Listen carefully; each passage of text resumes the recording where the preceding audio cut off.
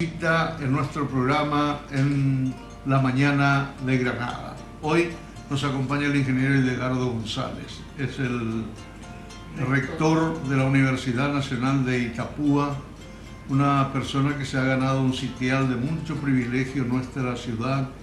Hemos llegado casi juntos. Así es, Jorge. Sí. Buen día, Hilda. Noviembre, buen día, ¿cómo estás, Jorge?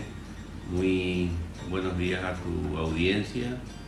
Es un placer para mí venir a este histórico lugar de Radio Paraná junto a ti, Jorge. Y más especialmente hoy un día en vísperas de la Virgen, que trabajamos mucho con el proyecto de Itacuá, con el finado César Benítez, quienes llevamos adelante ese gran proyecto con el Monseñor Claudio Silvestre. Son gratas fechas, en este tiempo siempre estábamos trabajando, entonces mi recordación muy especial para él. Ha quedado una buena herencia de organización y de trabajo allí, ¿eh? Sí, mucho esfuerzo, y se ha demostrado que con la voluntad se llega a resultados muy positivos, porque allí se tenía una pequeña capilla de un gran símbolo, de una significación espiritual muy grande, pero faltaba una infraestructura para recibir a miles y miles de visitantes y creyentes que van en esta fecha a Itacuá, ¿verdad?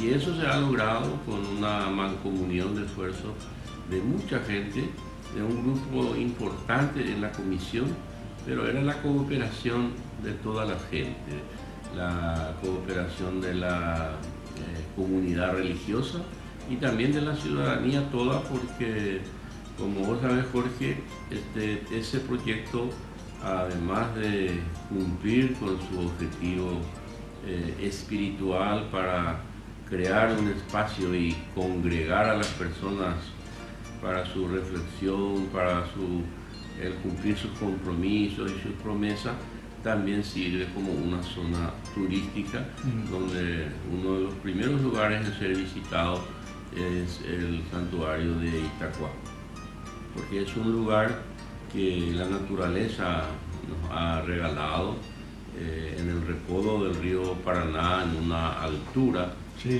rodeada de una vegetación. Entonces, esta fecha es muy cara a nuestros sentimientos.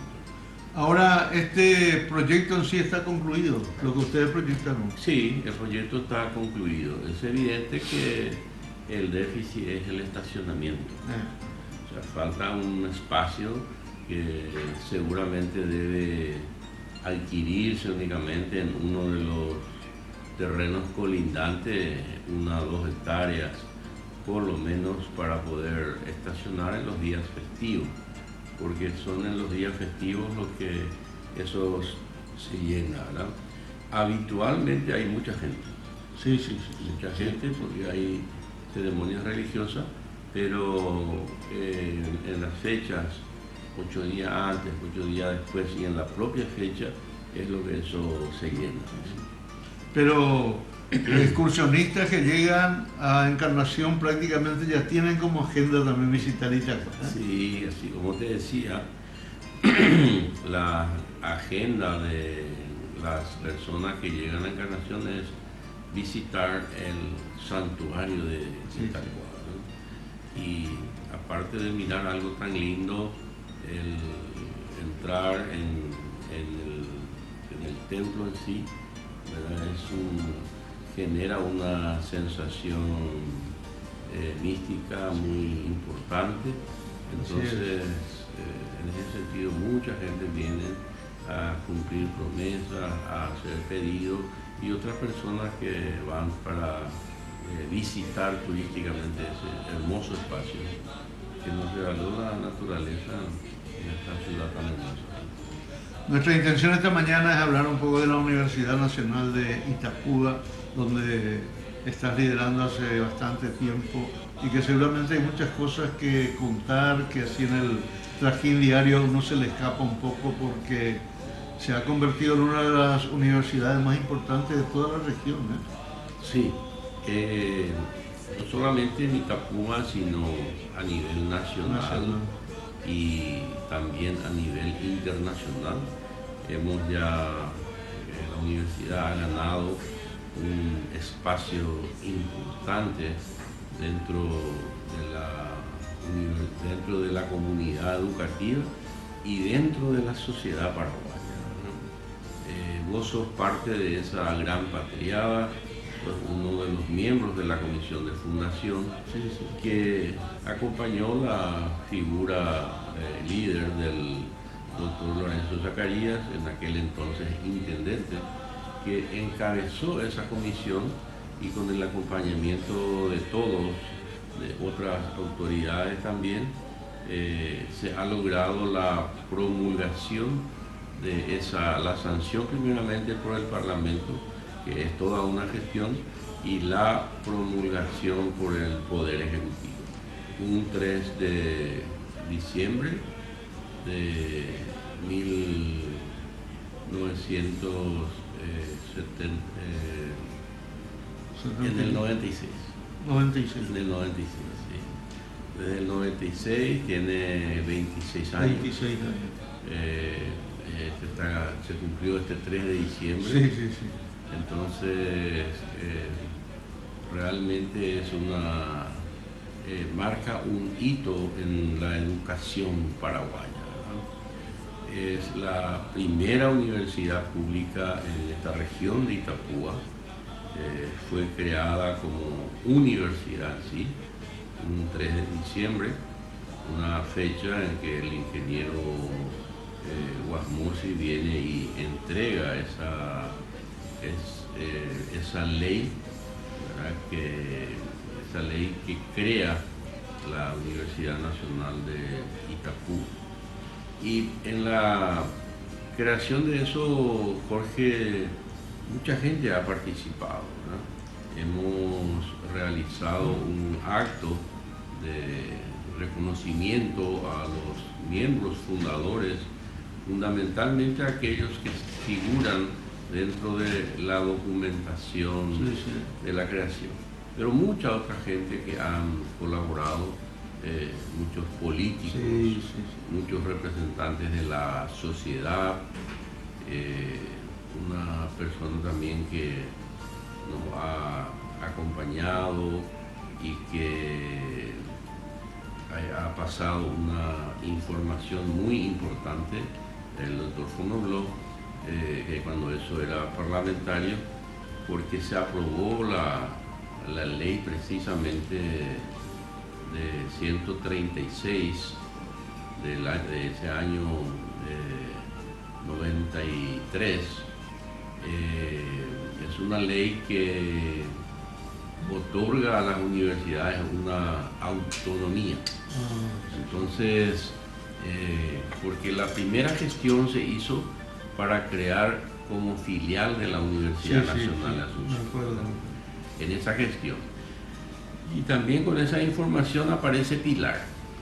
Pilar, que vos tuviste una participación importante en hacer la vinculación, tal vez recuerde aún Jorge al doctor Torres, que era el vicerrector.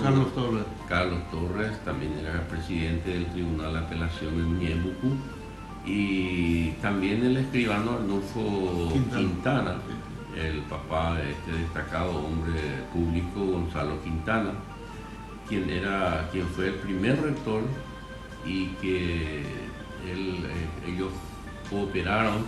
Esa universidad se ha creado un poquito antes que la Universidad Nacional de Itapúa, ya bajo el amparo de esa ley. Entonces se ha seguido más o menos los mismos pasos en conformar las comisiones provisorias hasta que se generó en un acto asambleario, ¿verdad?, la elección de las autoridades. El desafío fue tan grande, Jorge, que... Pero con mucha aceptación de la ciudadanía también. Y acompañamiento. No, en principio no. Sí. En principio con la creación de la carrera de medicina, recuerdo que en este espacio vinimos a discutir, a mí me tocó, estaba en la radio conversando con varios médicos que se oponían a la creación de la Facultad de Medicina, ¿verdad? Y llegó acá a Radio Paraná el senador Avente, que andaba creo que de campaña o recorrido acá cuando eso concejal Fernández, Sí, sí. Fernández Ucolillo, era un concejal que era amigo, y se acercó hasta la radio y él hizo ahí un anuncio de que incluso el Parlamento ya tenía reservado un cierto monto para los primeros pasos y la gestión de la universidad. Eso fue una noticia impactante de un senador vigente en ese momento que se acercó. Pero todos han colaborado, ¿verdad? La pieza clave política que llevaba adelante el doctor Zacarías trató de unir las voluntades y los esfuerzos de los diferentes partidos políticos para estos resultados. Porque vos sabés, Jorge, que en el Parlamento todo se maneja por votación. Sí, sí. Y tenés que lograr la voluntad de una mayoría para que tu ley pueda proseguir y pasar a la otra cámara. Sí, sí, sí. Y ahí solamente ya no existía la preeminencia solamente del Partido Colorado, que tenía mayoría, por lo tanto se necesitaba de todos los partidos políticos para conformar esa mayoría que permita aprobar esa ley, ¿verdad? Y ese fue el trabajo más delicado, pero una vez que los varios médicos también aceptaban la situación. Pero es natural, eso Jorge, es natural la reacción de los profesionales, porque cada uno tiene un celo enorme por su carrera. Y sabemos que la carrera de medicina es una carrera muy delicada desde el punto de vista de la formación y del ejercicio de la profesión, ¿verdad? Entonces los médicos decían, acá no hay condiciones, acá no hay local, acá no hay hospital, no existen esas condiciones, ¿verdad? Pero se ha recibido la ayuda de la región sanitaria, que veía con alegría esa conformación de esa carrera, ¿verdad? Es un desafío muy grande. Yo tenía vinculaciones con el Consejo de Universidades, cuando eso, que era el que manejaba eso, lo que hoy fue reemplazado por el CONES. Sí, sí. Entonces, en ese Consejo de Universidades, las personas que vienen a revisar las condiciones eran también gente conocida, que vinieron un poco con el ánimo predispuesto para poder verificar, porque nos jugamos con las dos carreras, que era medicina e ingeniería.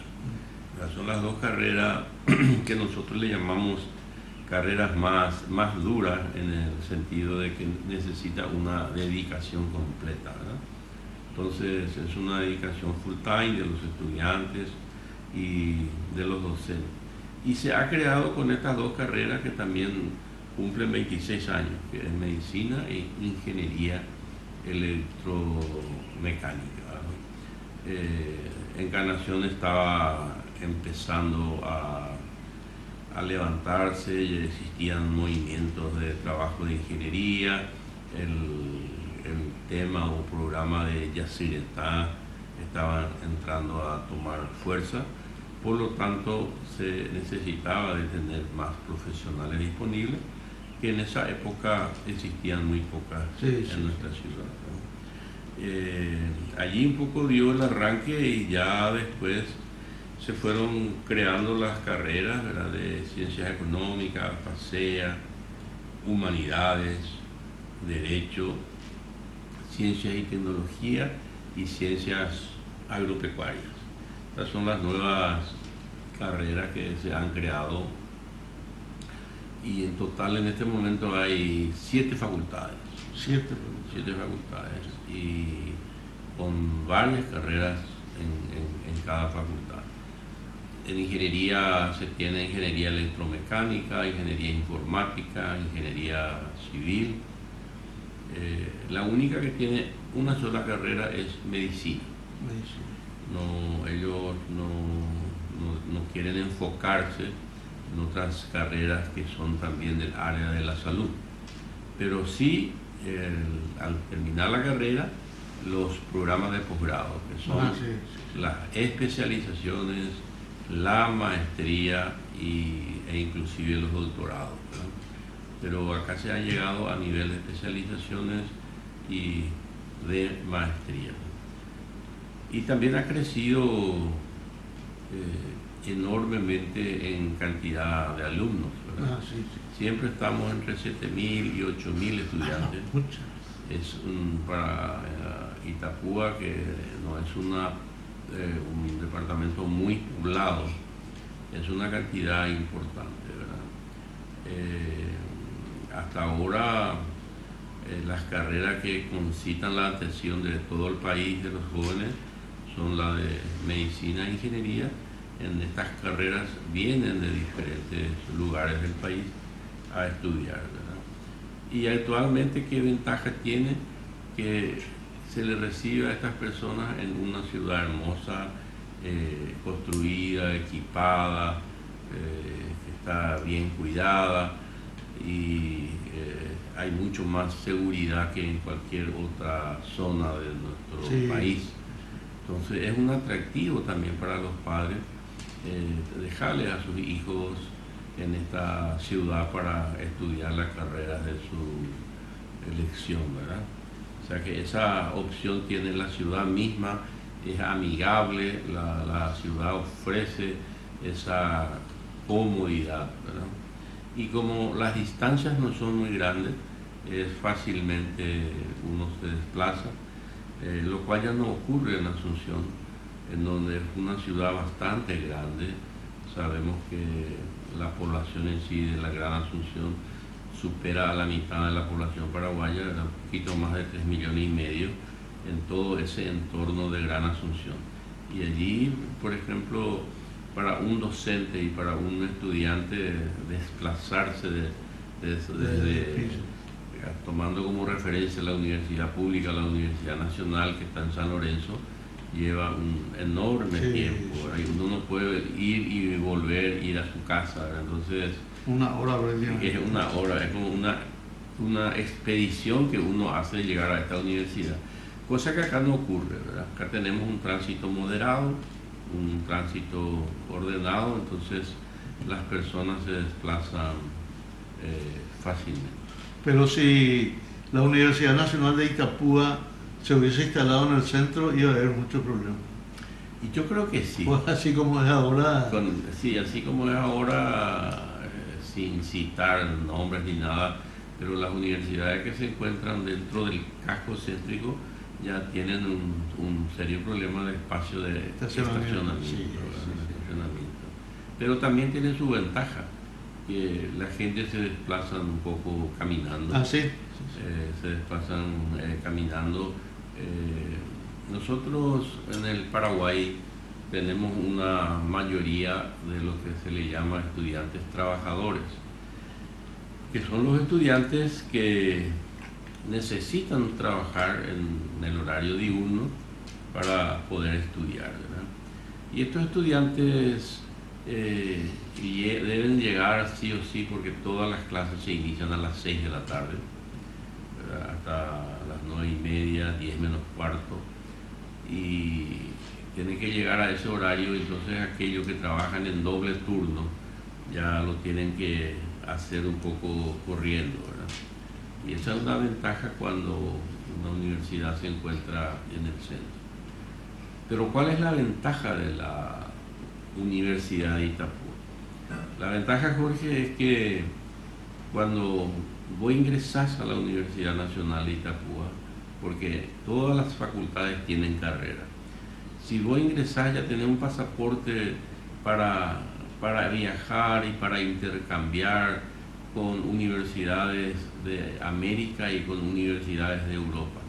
Sí o sí, el joven que quiere viajar, que quiere hacer intercambio, se postula y gana y lleva adelante ese intercambio, que es el sueño un poco de la gente, ¿verdad? Y eso se logra a través de una buena gestión académica, de una calificación académica respetable dentro del ámbito, porque esto es medido con los parámetros o indicadores de lo que se llama la ANEAES, que es la Agencia Nacional de Acreditación de la Educación Superior. Y la ANEAES hace una evaluación y una revisión completa de la carrera. Y en todas las facultades nosotros tenemos carreras acreditadas. Tenemos ya más de 20 carreras que están acreditadas, ¿no? La acreditación, ¿qué es lo que te otorga? Es un sello de calidad, que es un sello que está medido por una agencia que tiene unos indicadores de calidad de aceptación internacional, porque la ANEAES también forma parte de organizaciones internacionales y existen los parámetros que deben cumplirse para poder acreditar esas carreras, ¿verdad?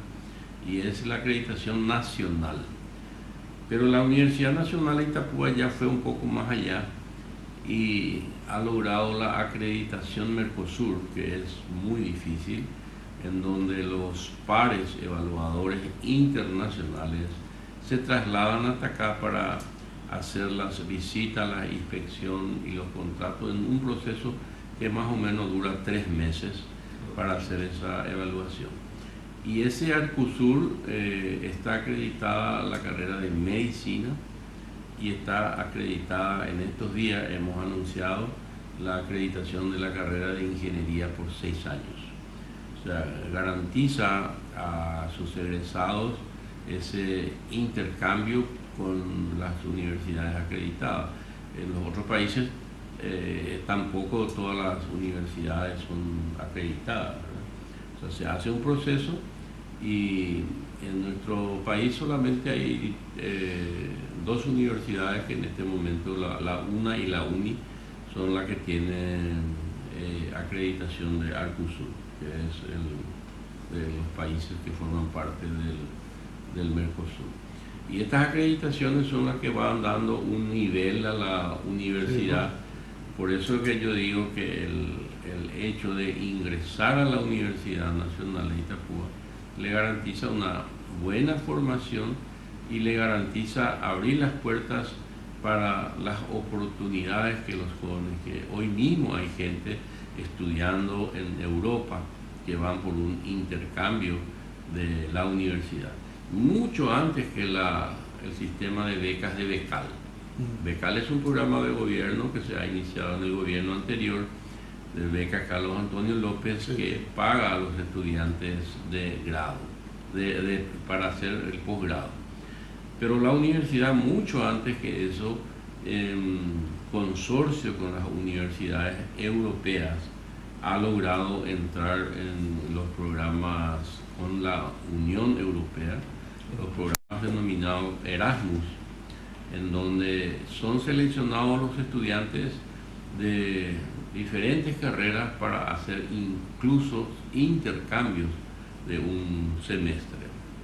En un año hemos enviado prácticamente un curso completo a Milán a hacer un semestre en tecnología de alimentos, que es una carrera muy interesante acá para la región, porque los tecnólogos de alimentos, los licenciados o ingenieros en tecnología de alimentos, venían de Asunción o del extranjero en las diferentes industrias alimenticias que tenemos en el departamento, que son bastantes, ¿verdad? Sin embargo, hoy la cantera de profesional para esos lugares ya lo va otorgando la Universidad Nacional de Itapúa. La mayor vinculación que tenemos en Europa es con Italia, con España y con Portugal. y muy eventualmente, pero en intercambios cortos, tenemos con otros países como Alemania, incluso Checoslovaquia, que han realizado intercambios nuestros docentes fundamentalmente. Y ese intercambio le da un plus muy importante. Y esa mirada internacional tiene las universidades públicas, porque ese no es un rédito, diríamos, financiero, es un compromiso de la universidad. Están financiadas totalmente por la Unión Europea, totalmente. Financiadas el seguro para el estudiante 5 días antes de viajar y 5 días después de volver.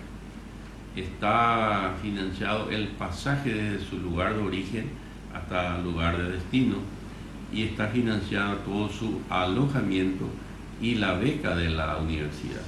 O sea, esa beca, la propia Unión Europea paga esa beca. Y en la mayor crisis, incluso en Europa, ellos siguieron cumpliendo esto. Nosotros por eso que recibimos en la universidad embajadores de los diferentes países de Europa que vienen a visitar, ¿verdad? Los proyectos y los intercambios se realizan porque buscan la información de la universidad. Hoy con el sistema informático es muy fácil saber qué calificación tiene, cómo ocurre, ¿verdad? Y en ese sentido ellos miran.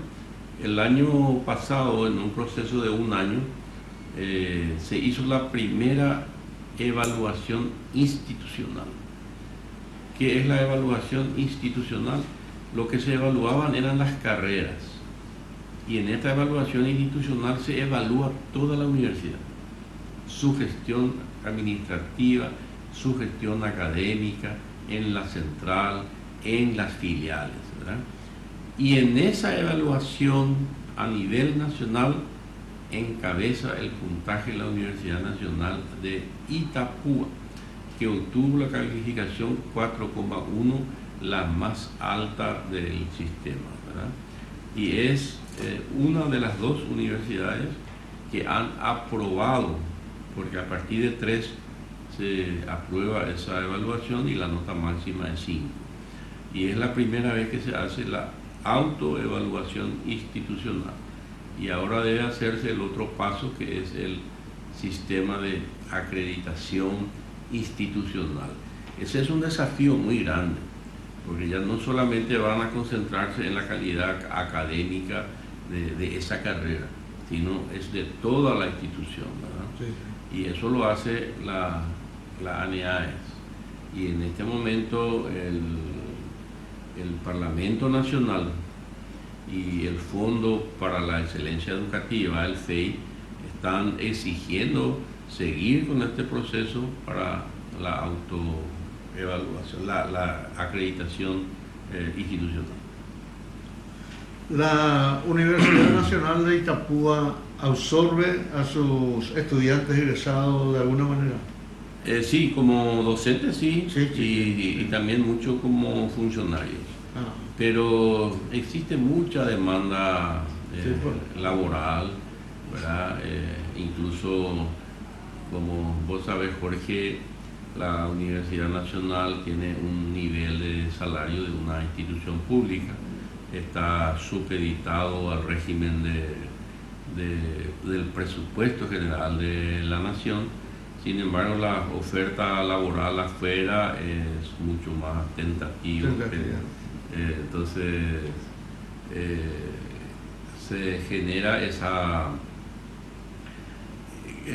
competencia, ¿verdad? Yo suelo decirle que se enoja la gente cuando sale un funcionario muy bien formado, sale a trabajar, va a una empresa, va a un banco, va en otras organizaciones, y le dije, pero para eso se le preparó. Sí, bueno. O sea, no podemos nosotros intentar retenerlo, ¿verdad? Porque el nivel salarial en la universidad en cuanto a funcionarios no es el nivel deseado para la formación que tiene ese estudiante. pero generalmente es un paso de consolidación de su conocimiento. No digo pasantía porque trabajan de sol a sol, ¿verdad? Pero es un espacio importante que se genera en la propia universidad. Y hasta ahora el Estado ha cumplido muy bien.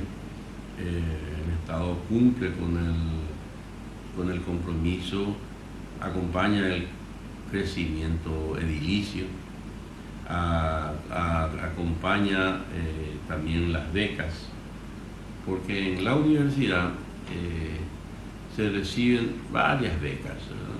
Las becas de ayuda económica para la gente que más necesita, las becas culturales, que son las becas de la gente que participa en el coro, en la danza, en el teatro, en la orquesta. En esto la universidad colabora para eso, ¿verdad? Están también las becas deportivas para aquellos estudiantes que se destacan en el gran campeonato que se llama las Olimpiadas. Sí. Además de eso, ayuda a los estudiantes para los exámenes de Itaipú, fundamentalmente ofreciendo cursos adicionales de matemática y de castellano, que son los dos ejes fundamentales para los exámenes de Itaipú, que es una beca muy buena, es una beca de más o menos 5 millones al año, que le da 400.000 guaraníes mensuales, que le permite pagar sus gastos básicos. Indudablemente que esto fue todo un proceso para llegar a concretar finalmente lo que es hoy la Universidad Nacional de Itapúa. Y para un profesional, sea profesor, profesora o de cualquier otra profesión, es muy útil, además de ser un prestigio, enseñar en la Universidad Nacional de Itapúa. Sí, esa es una competencia cada vez más fuerte. Es una competencia porque el acceso a las cátedras es por concurso. Sí. O sea, es un concurso muy riguroso y hay carreras donde los concursos ya son muy competitivos por la cantidad de profesionales y por la formación que tienen. O sea, con una licenciatura sola hoy ya es imposible ganar una cátedra, ¿verdad? Porque se llega con títulos de doctor, con títulos de máster, con títulos de especialista, todos estos posgrados que deben hacerse. Además hay una especialización que dura un año, que es obligatoria, que es la especialización en didáctica universitaria. Ese curso también ofrece la universidad y otras universidades, en donde el profesional que no se le preparó para enseñar, entonces se prepara y tiene una práctica para llevar adelante una cátedra universitaria. Ese es un requisito, ¿verdad? Sí. Pero todos los otros títulos, los méritos y las aptitudes son las que suman después para los concursos. Pero ¿cuál es la ventaja también? Que hoy se ha logrado el escalafonamiento de los docentes, ¿verdad? O sea, se tiene el encargado de cátedra, cuyo contrato dura un año, ¿verdad? Y que son renovables lógicamente. Está el profesor asistente, el profesor adjunto y el profesor titular, ¿verdad? La universidad no tiene ocupado esos tres niveles, sino el mismo profesional va ascendiendo en esa categoría, ¿verdad? Del escalafón docente. En algunas carreras sí se tiene 2 a 3 profesores en las materias claves, en las materias que son los ejes, diríamos, de esa formación. Entonces, esos tienen más de un docente. Las personas que te acompañan administrativamente, ¿pueden ejercer también la docencia entre la universidad? Sí, ejercen la docencia fuera de su horario de trabajo. Sí, pues, Cuando por situaciones especiales requieren hacerlo en sus horas de trabajo, eso lo debe compensar absolutamente porque tiene una cantidad mínima de horas que cumplir. Pero todos superan esa cantidad mínima. El trabajo que hay en la universidad es inmenso, porque paradójicamente cuando salió la ley de papel cero, aumentó la cantidad de papeles que se tiene que mandar a los organismos de control, ¿verdad? Tanto al Ministerio de Hacienda, a la Contraloría, a la Dirección de Contrataciones. O sea, todas piden en forma digital, pero todos piden el respaldo del impreso, ¿verdad?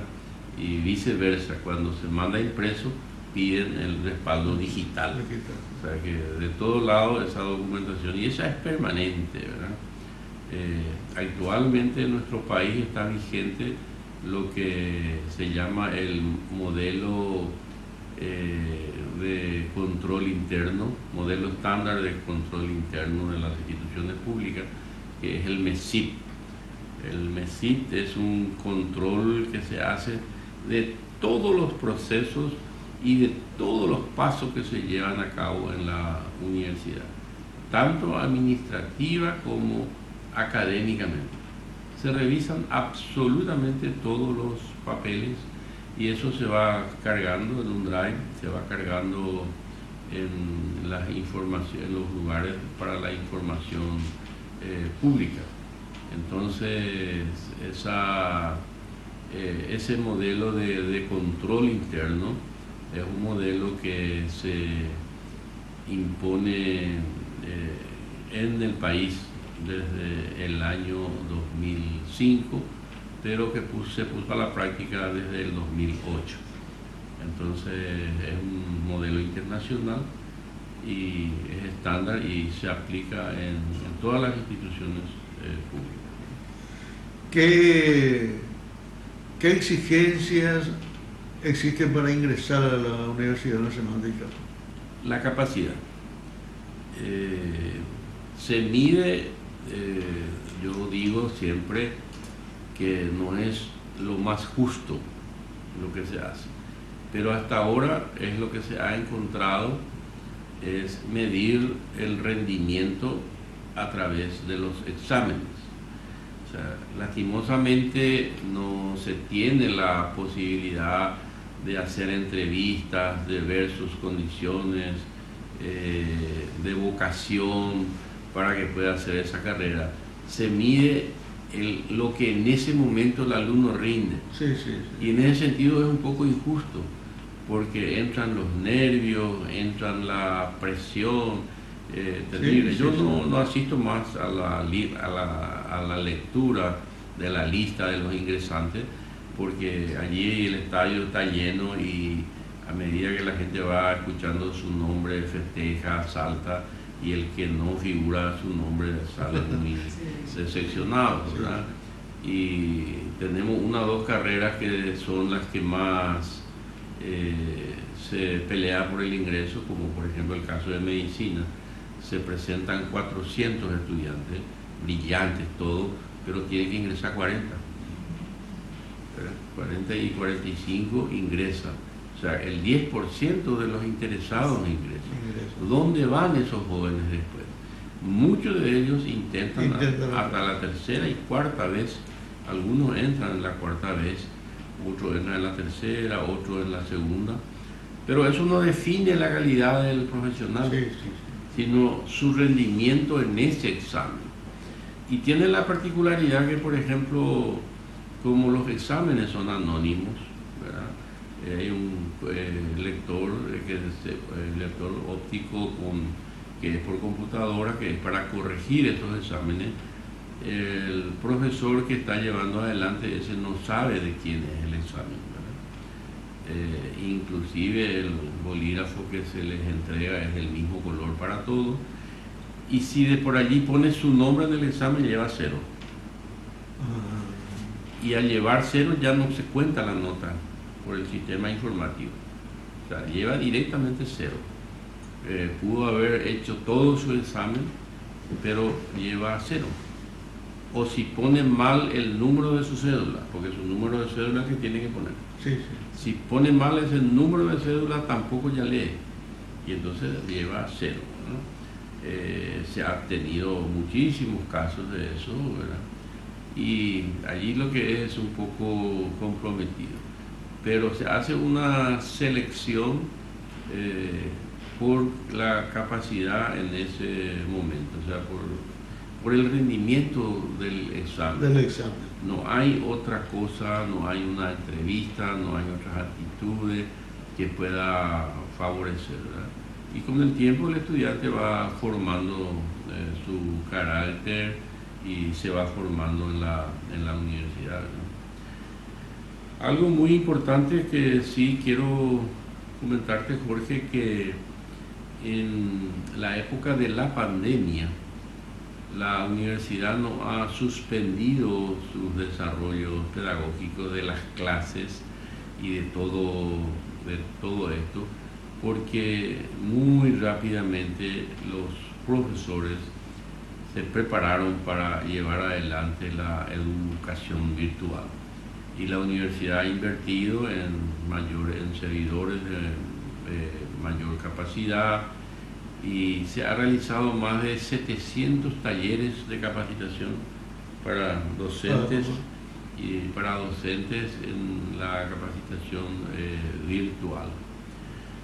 Y se ha llevado adelante, y eso estaban todos aprobados por el CONES, que es el Consejo Nacional de Educación Superior.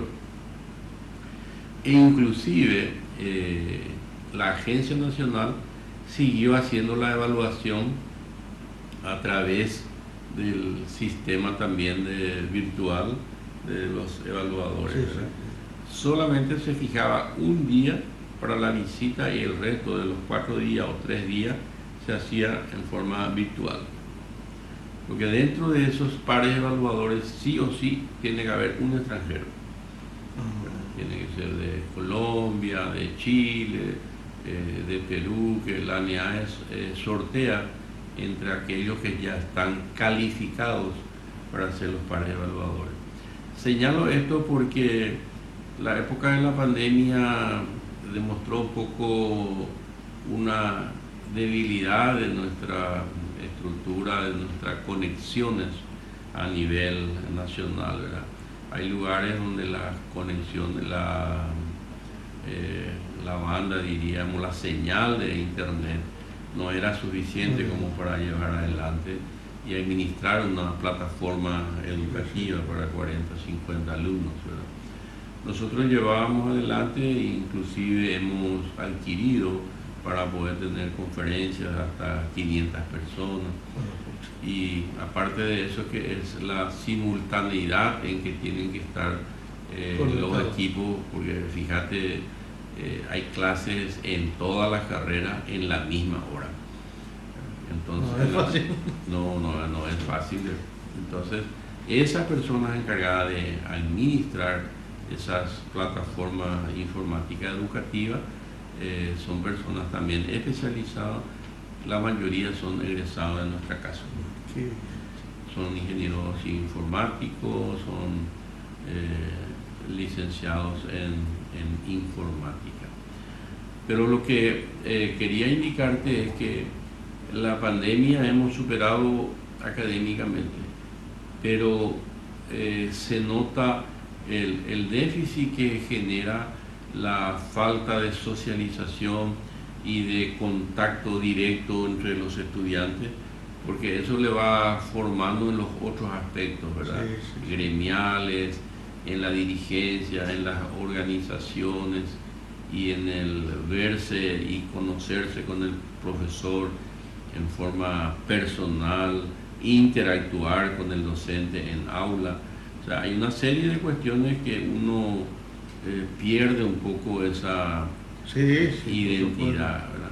Pero se adquirió una cultura virtual también muy importante.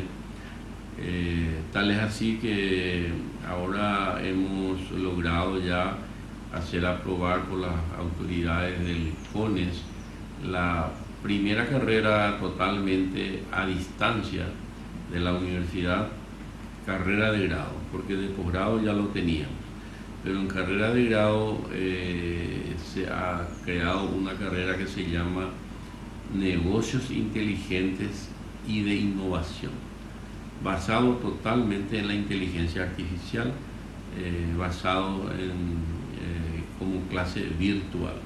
Es una licenciatura que dura 4 años, que este año se ha aprobado y que a partir del 2023 ya se inicia el primer curso, ¿verdad? ¿Quiénes van a tener acceso? Y los estudiantes que se presentan al examen de ingreso. Sí, o sea, se va a hacer un examen de ingreso, pero es una innovación a nivel país, ¿verdad? Porque hoy sabemos que la biotecnología, por ejemplo, hoy lleva la delantera en todos los estudios. Tenemos un laboratorio de biología molecular que es la única en la región, ¿verdad? Antes se recurría para muchos análisis a la capital, ahora se tiene totalmente montado, incluso vienen algunos estudiantes de la Universidad Nacional de Asunción a hacer su pasantía en ese lugar, ¿no? Pero ¿cómo se logra hacer adquirir estos equipamientos? Son equipamientos muy costosos, ¿verdad? Que dentro del presupuesto del Estado no podemos incorporar. Entonces existen lo que se llama los proyectos concursables, que son los proyectos que otorga el CONACYT, llama a un concurso público a todas las universidades públicas y privadas para presentarse a estos proyectos. Y dentro de esos proyectos se incluye la adquisición de equipos de laboratorio, ¿verdad? Tal así que este equipo, creo que es un cromatógrafo, está alrededor de $120.000. Es un costo alto y es un equipo que está administrando una doctora en biología, que es una doctora que es egresada de la Argentina, de la UNAM, que tiene esa carrera. Ella está al frente de ese laboratorio, ¿verdad? Y bueno, los equipamientos se van adquiriendo tanto para ingeniería.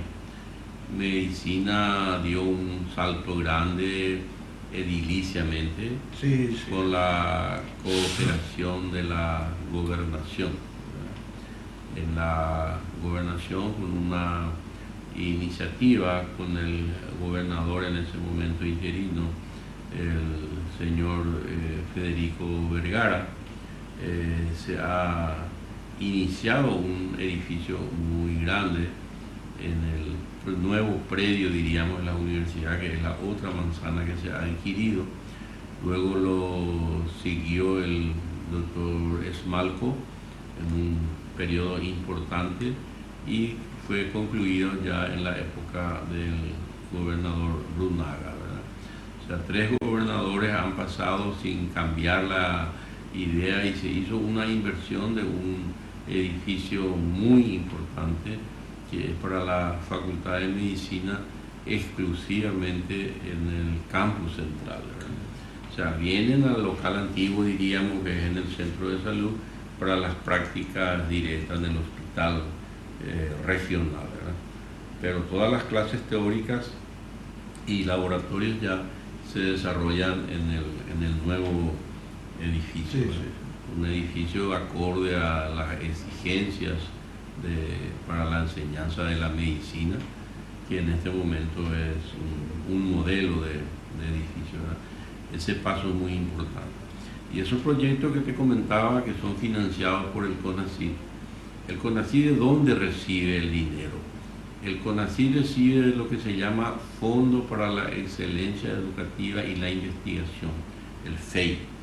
Y ese dinero viene de los royalties de Itaipú. Y esos fondos se blindan, no se pueden usar en otra cosa que no sea en educación y que no sea en investigación. Entonces esos fondos le dan al CONACYT y el CONACYT concursa. No se le entrega a las universidades. Las universidades no cuentan con fondos especiales, por ejemplo, para hacer la investigación, como ocurre en otros países. Acá se hace a través del CONACYT. La Argentina también tiene una organización equivalente que es el CONICET, que hace lo mismo. ¿Cuál es la ventaja que tiene la Universidad Nacional de Itapúa? Que ya ha ganado muchísimos proyectos y muchos de ellos hacemos en consorcio con universidades europeas. Este que te hablaba del equipo CARO es un proyecto que hicimos con la Universidad de Bari de Italia, del sur de Italia, que hemos ganado, que es para el estudio y tratamiento de las aguas residuales de las agroindustrias de Itapúa, que es un tema muy sensible. Sabemos que los cursos de agua deben ser protegidos de los procesos industriales, los agroindustriales, también de los insecticidas, los efectos que tienen las fumigaciones, ¿verdad? Y esas aguas son las que se tratan y se tratan de generar esa cultura, además de las exigencias propias de los organismos de control por la calidad del agua residual que se manda al lugar final, diríamos, que en principio sería un arroyo. Poco hay lo que lanzan directamente al río y después al río y de ahí al mar, ¿verdad?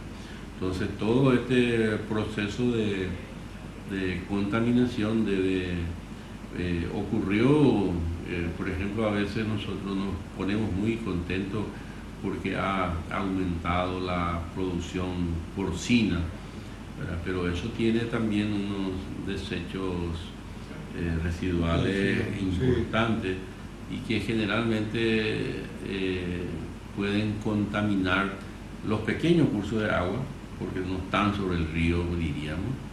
El río tiene una mayor capacidad de dilución, entonces es diferente. Pero estas instalaciones generalmente se hacen en la cercanía de cursos de agua pequeños. Entonces el futuro de ese curso de agua es la contaminación. Entonces hay que acompañar para que estas industrias instalen sus procesadoras de aguas residuales, pero hay que tener también no solamente el sistema policial de multa, sino la creación de la cultura, ¿verdad? Y esa cultura se llama la cultura de la sostenibilidad, y este año por unanimidad la universidad ha asignado a esta promoción de todas las carreras con el nombre Cultura por la Sostenibilidad. Entonces, porque todas las carreras tienen su influencia, el ejercicio de todas las carreras tienen su influencia para sostener el desarrollo, ¿verdad? Porque la protección del medio ambiente no debe ser ortodoxo en el sentido de frenar el crecimiento o el desarrollo, ¿verdad? Porque el hombre cada día exige más desarrollo tecnológico, exige más confort, ¿verdad? En las casas, en todos los lugares, pero eso hay que administrar, ¿verdad? Yo pongo como ejemplo nomás, si uno piensa dónde van los televisores que ya no se utilizan, que en este momento hay, en muchas familias tienen en cada lugar incluso sus propios aparatos de televisión, y que sabemos que eso en corto plazo ya aparecen otros tipos de aparatos de televisión que son innovadores, y el otro sistema ya no está funcionando, pero eso maneja el capital, porque ahí aparece lo que se llama la obsolescencia programada. O sea, vos cuando compras un celular, ellos ya saben en cuántos años va a ser obsoleto, por el sistema que usa, por todas las posibilidades que tiene, y hoy incluso hasta se mide por la capacidad de lúmenes que tiene para la fotografía. Sí, sí. O sea, la gente compra el celular, no hay una persona en el mundo que no saca fotografía con su celular, ¿verdad? O sea, hoy toda la población mundial tiene cámara fotográfica. Bueno, y eso tiene una vida útil y es corta. Cuando uno termina de pagar su celular ya quiere cambiar con el otro celular. Y eso se llena, ese residuo que es muy tóxico, eso se llena los lugares donde se tienen los vertederos de residuos, y el porcentaje de tratamiento de esos residuos sólidos y cloacales en el Paraguay no supera el 4%. O sea que el 4% de la población o localidades tiene. Asunción ahora está teniendo una planta de tratamiento. Históricamente Asunción, su lanzamiento cloacal era en la Bahía y en Sajones. Entonces, Encarnación, por suerte, diríamos, de todas las penurias también que se ha generado por el embalse, uno de los beneficios importantes es la construcción de la planta de tratamiento de residuos cloacales que se tiene en el extremo, diríamos, de la parte territorial de nuestra ciudad, y que se ha construido con los parámetros que se exigen para este sistema. Entonces, y por mucho tiempo fue la primera ciudad que tuvo una planta de tratamiento.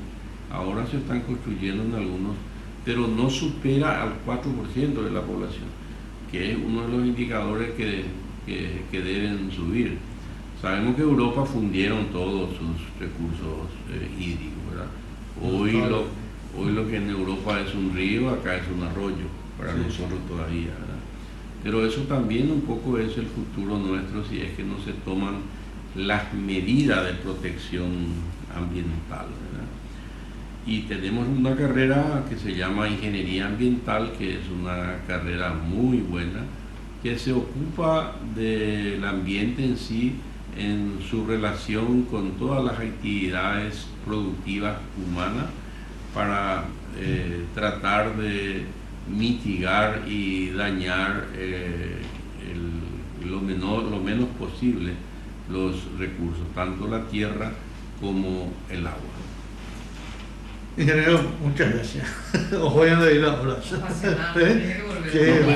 No puede ser. ¿Una hora? Sí, una hora completamos. Tiene que volver. No, y no estoy increíble. En estos momentos están sin actividad en la unidad. No, a plena actividad. De los alumnos y todo. Bueno, alumnos están rindiendo. Están rindiendo. Los alumnos siguen rindiendo. Hicimos actos o sea, algunos siguen. Tenemos actos de graduación, que los actos de graduación sí ya finalizamos, ¿verdad? Finalizamos acá en el campus y en todas las filiales. Llegamos para la graduación en todas las filiales, de tal manera que la comunidad también se pueda empoderar. Sí, pues. Yo les agradezco mucho. Yo también tengo a las 8 una reunión virtual con la Asociación de Universidades Públicas del Paraguay. Estamos con el tema presupuestario y agradezco, Jorge, esta oportunidad, y más todavía el sentimiento que me une contigo y con el licenciado acá del Benítez, César Benítez. Me da muy lindos recuerdos. Gracias, ingeniero. Muy amable, muy amable. Sí. Final, ¿o qué tenés? Un ratito, antes. Acá, este nos envía Lucía Retori, si querés leer. ¿Qué dice? Hay carnaval. Hay carnaval. Sí, bueno, esta es linda noticia, porque hasta ayer palpitábamos que no iba a haber curso. ¿Por la amenaza del COVID? No. ¿Problemas financieros? Ahora sí. Todo sigue igual. Sí, y el intendente me delega la firma de los documentos. 4 noches desde el 28 de enero. 4 clubes. Petirosi no participa. Este es el breve mensaje de Lucía Retori, responsable entonces de la organización de los cursos. Gracias. Hasta mañana. Gracias.